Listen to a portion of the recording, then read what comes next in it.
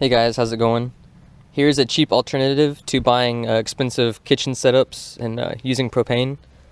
It doesn't get much more cheap than this. All this is a rocket stove, and it's made out of 2 cans. There's plenty of videos on YouTube showing you how to make them. I'm not going to show you that. You can watch their videos. No sense in making other ones. This stove to the right is called a penny stove. It's made out of a tin can. This one's going to run off denatured alcohol, which you can buy at your local store. And the rocket stove is going to be free. It's going to run off sticks and twigs that you find on the ground. The benefit of using the rocket stove is it'll continue to burn as long as you keep putting sticks in there.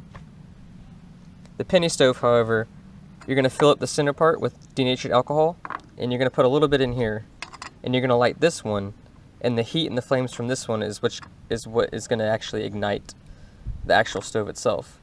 This stove is only going to run for about 4 to 5 minutes, so as long as you don't need to cook anything longer than that, this stove is fine. I prefer this one.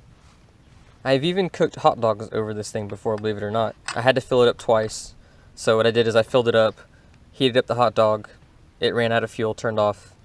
I filled it back up with fuel, lit it back up, and it was long enough by that time that that hot dog was actually cooked. Now, if I was going to use the penny stove and I was going to eat a meal out of one of those freeze-dried, pre-packaged meals, I already have a line drawn right here, and that's the exact amount of water I would need to boil in order to eat one of those meals. It's really easy, simple. You would light the stove, set this on there. I would not use the cap. That way I can look inside and I can tell when the water's boiling.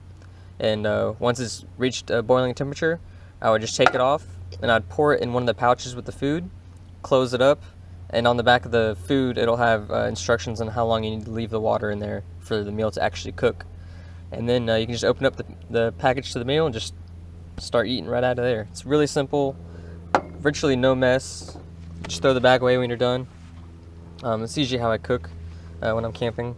But like I said, if you want to get into overlanding or just camping in general and say you're a weekend warrior, there's nothing wrong with just using this setup. There's no need to go out and buy $100 Coleman stoves and flat top burners and propane and regulators, and you can just simply go out and do this.